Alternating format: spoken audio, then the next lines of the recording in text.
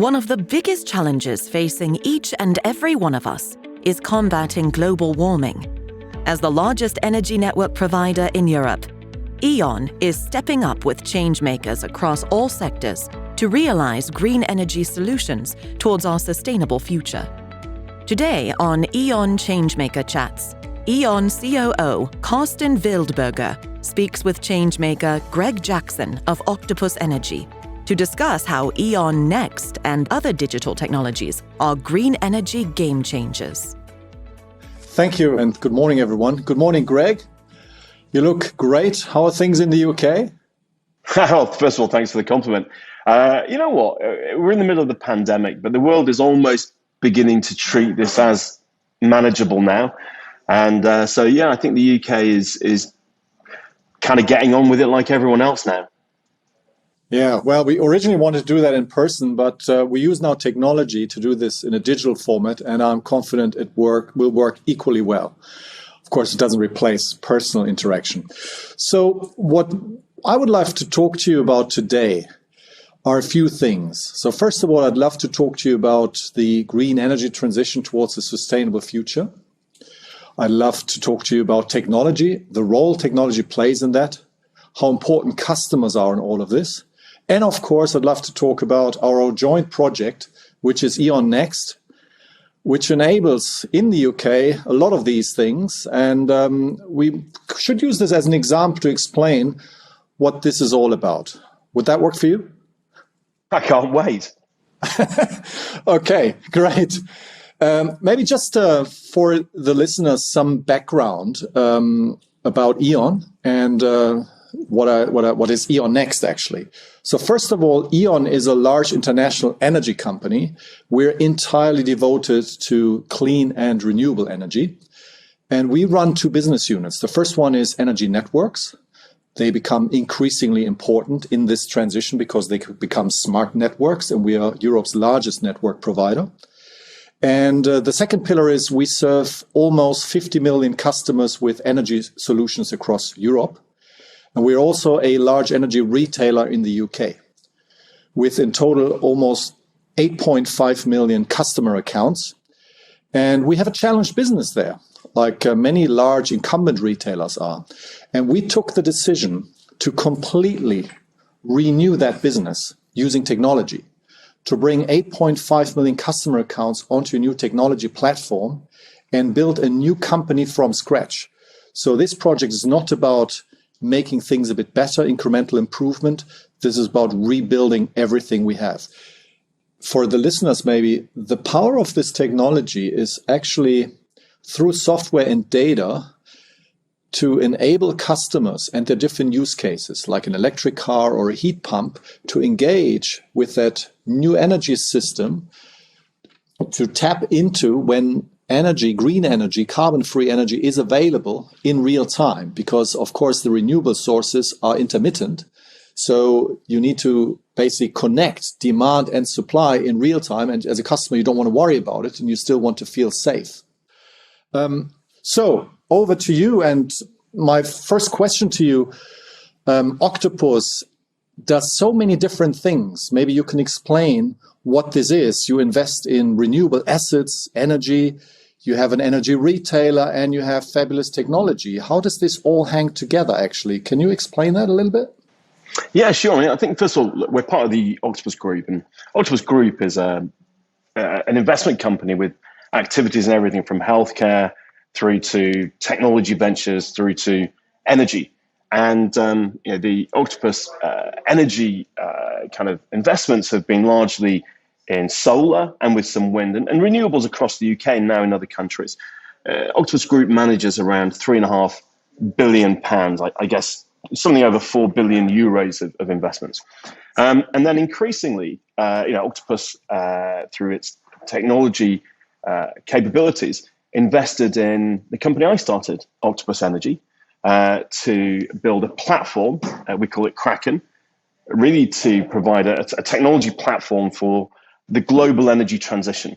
And I think that does have a lot of things, because part of that is how do you serve customers better, but vastly more efficiently, whether you're serving them online or over the phone or however they want to talk to you.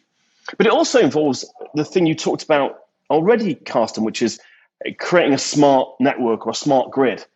Because, the way the world used to work is that grids could forecast demand and then turn gas and coal power stations on and off to meet demand. But where we're going as a species means we're going to have to be able to forecast generation based on renewables and then get demand to turn on and off in response to that. And that really requires this embracement of customers and smart technology. I'd love to hear it from you, because now after 4 months into the project, 4 months only, we have surpassed 1 million customer accounts on the platform. I'm immensely proud of the teams, of what they have achieved. This is fantastic. But love to hear from you. How do you look at E.ON Next? Where do you think what we are doing and where we stand? And first of all, I think it certainly was a bold move from E.ON to enter the partnership. And I think, by the way, the boldness applied with us as well, because we're sharing our kind of, secret sauce, the technology, with an organization of your capability and scale. But I think that's the way that the world is going to be moving forward increasingly. And I think where I see E.ON Next today, I'm also incredibly proud. I think that, within just a few months, we've achieved something which is probably unparalleled globally in a large enterprise transformation program. Ordinarily, within this period of time, people would still be putting post-it notes on a wall and beginning to try and create some Gantt charts. And yet here we are serving 1 million customer accounts for real, with hundreds of people trained and using the platform. So I think I'm excited about it because it proves it can be done. And, look, it may not be as exciting as a space rocket, but it's kind of as disruptive as SpaceX was to NASA's old way of launching rockets. That ability to take incredible pace and prove that something that you think can be done really can be done. So I think both E.ON and Octopus, and then our teams at E.ON Next and Kraken Technology should be incredibly proud of themselves. Can I ask you personally, actually, what drove you personally to co-found that business, and what motivates you still today? What drives you? So we were lucky enough, a group of us had built a business that built technology platforms in other sectors. We'd done banking, politics, retail, e-commerce. And I think when we sold that business, we wanted to find the sector that had not yet been disrupted by technology. And the biggest sector in the world was energy. And in fact, energy was also the one that had the biggest need for it because of the imperative of climate change. Now, I joined Greenpeace when I was 15 or 16 years old. This is something that really matters to me. And so the opportunity to take everything we'd learned about technology and then apply it in a sector that we cared about was incredibly exciting. So I'd like to get your view of where we stand and what's needed. And in which regard do you think a project like E.ON Next, the technology that you offer, will actually help and advance this path towards a sustainable future? I'd love to talk about that because I think you're entirely correct. The technology is here. In fact, I think our companies know that green energy is cheap energy. It just behaves a bit differently than fossil fuels. So fossil fuels were, you could turn them on and off when you wanted. Here, if we can learn to work with it, we have this incredible abundance of zero marginal cost, zero carbon electrons being generated by the wind and the sun, and in some countries, hydro and geothermal, right? So our job now really is to make the way in which that is delivered work for customers. And that's where the technology really comes in. Now, the great news is that at the same time as we're changing the way we generate electricity, we have access to these new forms of generation. So we're going to be changing the way in which we use energy. So, the electrification of transport is a phenomenal opportunity for companies like ours, but also, far more importantly, is a perfect complement for renewable generation, because it doesn't matter whether you're charging your car's battery at midnight or at 4 a.m. or at midday or on Monday or Tuesday, as long as you've got enough in the battery when you need it. And so increasingly what we need to be doing is building the technology that will grab those green electrons when they're abundant and store them in places like car batteries, And the technology that E.ON Next will have has that built in from the beginning. And I think once we've done that, by the way, we then begin to unlock all kinds of other opportunities. So the electrification of heat, the replacement of gas heating with heat pumps.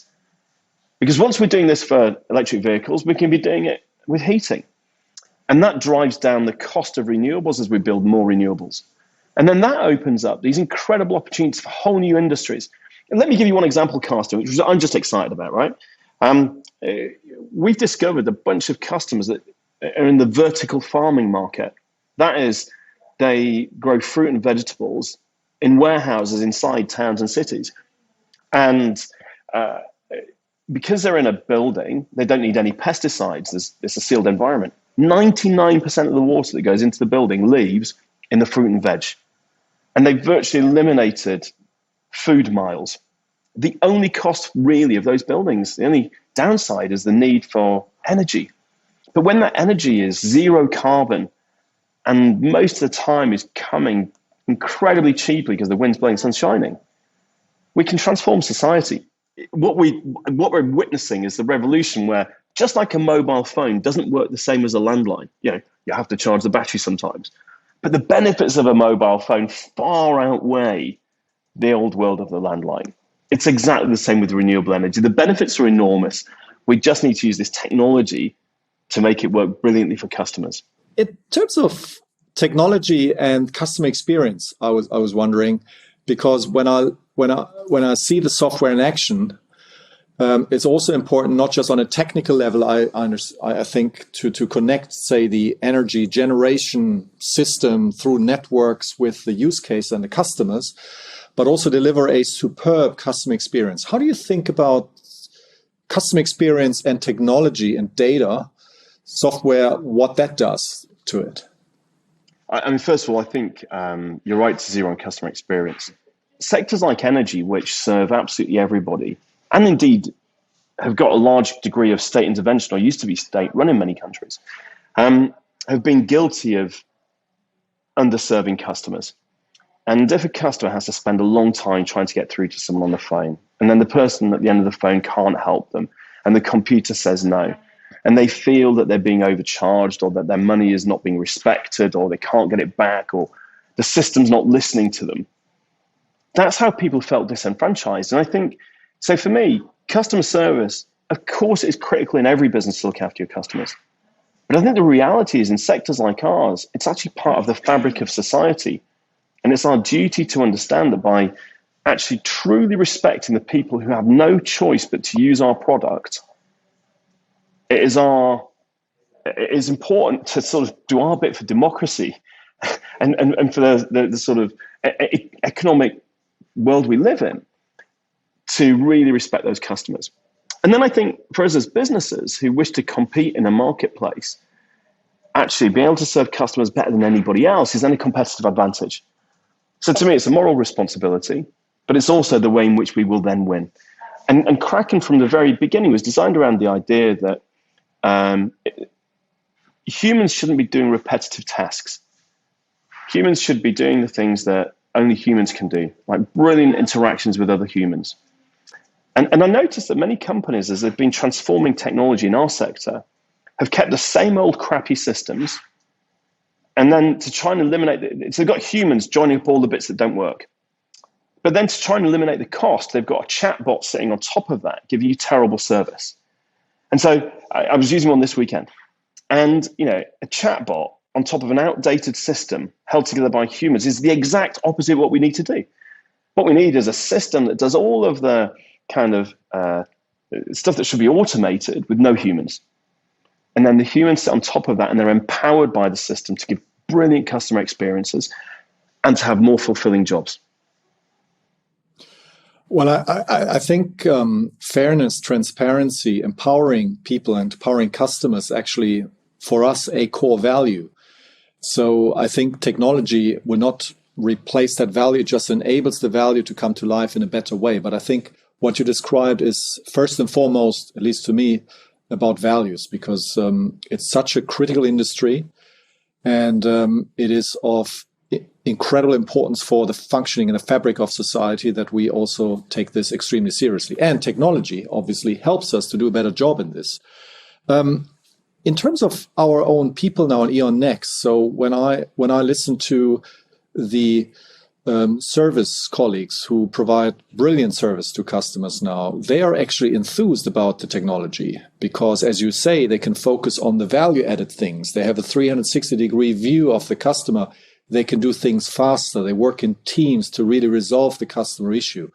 In which way do you think the technology that we use helps our people to do a better job by the customer? Yeah, I think what you just described there, that 360-degree view, the idea of Kraken is that when you sit in front of a screen looking at a customer's account, you can see everything that matters, and at the top level. So you kind of got it's like having a helicopter view of the customer, but then you can drill down into any bit of it to identify the most minute details. If anything's ever gone wrong, you can deal with it yourself while you're talking to the customer, rather than having to hand them over to another function and hope that that function will look after them at some point in the future. Now, that then gives you a sense of ownership, because no longer are you lobbing the customer over the fence and hoping someone deals with it, and therefore you can't take responsibility. Here, you both have the opportunity and indeed the responsibility to look after the customer end to end. And I think that's incredibly satisfying. That was kind of designed in from the beginning, this idea that you don't want the customer to be passed around. So I think that's miles better for the team, miles better for the customer, and it's cheaper as well. Plus, what it means is Kraken will highlight if there are other things about that customer, other than the one that you're talking to them about, that you should probably deal with as well. And because you have the ownership, you want to deal with it, whereas other systems don't surface that and they don't incentivize you to do so. So I think, holistically, it's designed to deliver exactly what you've just described. But how do you ensure that these things also adhere on a larger scale to, I would still call them very important standards? Think about security, cybersecurity. When you're a listed companies, there is regulation and there are certain standards. How do we ensure, and how do you ensure that you also follow that path? How do we ensure that we also have these necessary, even sometimes painful standards that we adhere to? Yeah, and I think, interesting, a lot of these things actually come from what I would call safety engineering. So one of the first things is that a typical large enterprise has got lots of systems joined together over a long period of time. And those systems, some of them predated the internet. So every bit of internet security has been retrofitted to them. But they're kind of like a village with all these joined up bits. And some of the houses are a bit ragged. And the approach to security and standards there is you have to have someone checking each one of those houses kind of every day and put a massive fence around it and a fence around the fence. But if one bad guy gets through the fence, chances are they're going to find a house that's got some vulnerabilities. A more modern infrastructure, I think, is much more like a castle. It's kind of very tightly designed to be impenetrable from the beginning because they've been built in the era that we knew about cybersecurity.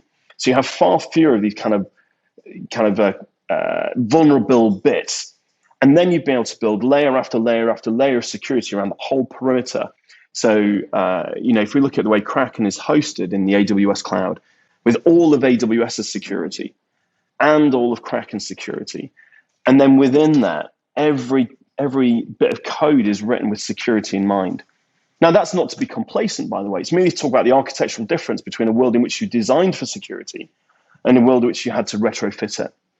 In terms then of the managing the kind of safety there, the interesting thing is that, for example, if you're building 50 times a day, that means the average lifespan of the infrastructure is less than half an hour. So if a bad guy gets in, within half an hour, you've wiped out the entire infrastructure. So it reduces the ability of a bad guy to get in. And that's just one example. Another one is that every time you build the software, you're building in all of the latest patches. So if you're using a library or a class that has had a security patch issued at 11 o'clock this morning, by midday, it's already in the platform. Whereas in a more traditional system, you might be waiting a month or 3 months for that. And in that meantime, you've got a vulnerability that you've got to be hyper vigilant on. Now, again, none of this is to be complacent, but I think it helps to understand that the engineering from the beginning is designed around security. And then you work hard to work out how do we actually find the certifiable standards that are appropriate for this environment. And I think that's some work we've done really well together, Karsten. I think real adaptability from both teams to say, once we understand the design difference between a traditional evolved enterprise and a modern designed cloud system, we then need to find ways to enable those who have to be responsible for it to be able to assure themselves that we're there and to keep an eye on it. And I think that's been great joint work. So I think, in summary, clearly that security is front and center of what we do. And what you describe is there is also a new way of embedding security at the very core to make it a castle. This is clearly top of mind. And this will also be an ongoing conversation because for every company that is so important. Now, when your software, this technology and the E.ON Next platform is growing in size, it becomes inevitably more complex, more convoluted. And unfortunately, it's not that simple as anymore in the beginning. And there might be new technology out there that is not yet included. And to integrate it, it will take a rewriting of the code, etc., in major shapes and form. And disorder in life always increases. This is a matter of nature. So the question is, how do you keep your software fresh and up to date? And what makes you certain that there won't be a competitor, even around the corner, that will overtake you and us? It's such an important topic as well, because I think one of the things in technology is that the only defense you have is speed. Once one company has built some technology, every other company knows that it's worth investing in building technology that does the same thing. So the competitive edge is our ability to keep developing at pace and building in new capabilities or making the capabilities we've got better, but without adding complexity that either slows down the development or makes it hard to use. I think there's one other bit of secret sauce, which is the roadmap, because anybody else can see what you've built today, but they can't see what you're planning on building tomorrow. And I think the roadmap then comes from the vision. And I think, Karsten, you opened this conversation on the vision because we were thinking about climate change. And I wonder how many kind of the software stacks in energy have actually started out saying, how do we solve climate change through software? Because that's where we started. And I think when you said, you often ask kind of what are the advantages we can build working together. And I think one of the biggest we can build is the speed at which we will have well over 10 million customers on the same platform, hopefully operating soon in multiple countries, and turbocharging all of that learning back into the platform. So if you have a platform that's able to have 50 releases a day, and that will increase, and you've got the learnings from 2 incredible companies and more than 10 million customers across multiple countries feeding back into the platform, then I think you do have the ability to accelerate the platform's development. So just as others are playing catch up, we should be disappearing into the distance. Well, during the pandemic, and all the guys actually have hardly seen in person. So I pull my hat. And at this stage, really a sincere thank you and congratulations to all the people involved in this fabulous project. It's, as I said, I'm immensely proud of what they have achieved and also how we work together. So I think whenever there is a chance to not just refresh, renew a business through incremental improvement, but do it more radically through the use of technology and kind of rebuilding it from scratch in a very short period of time, that requires a different thinking. But I truly believe this can be a very different path. I don't know if this is applicable, how often this is applicable. In our case, I think it was the only solution and hopefully the best solution. So last but not least, what about what would be your biggest wish for the future? I mean, given we can talk about anything, I think there's been too much dividing us. And I hope that the next decade we'll find more and more things to unite us. And I hope that technology will play a role now instead of dehumanizing us, in rehumanizing us. And I think that I hope we'll be doing that as we come together to fight the biggest challenges like climate change, not by blaming each other, but by embracing each other. Mine is quite similar in the sense that in the last decade, I'm increasingly worried about the social divide, and the underlying problems are real. I personally think also that technology can increase divides. We have to find answers to those. But first and foremost, I wish us the ability again to rediscover what truth is, that truth matters, and that truth is everything, and that we, across all societal areas, we find the power again to have a real conversation and debate and tackle those problems. But that said, I would like to sincerely thank you, Greg, for your time, for the great collaboration, the trust and the mutual work we are doing. I really appreciate this, and thank you for this ability to have this conversation. I really enjoyed it myself, and thank you very much to you. And may I thank you. Actually, it's been a great session. I think, agreeing everything you said, first of all, though, thank you for putting your faith in us. I hope that we repay that and more. And that brings us to the end of this conversation with Karsten Wildberger and changemaker Greg Jackson. Thank you, Karsten, and thank you so much, Greg. Thanks for listening, stay healthy, and see you soon.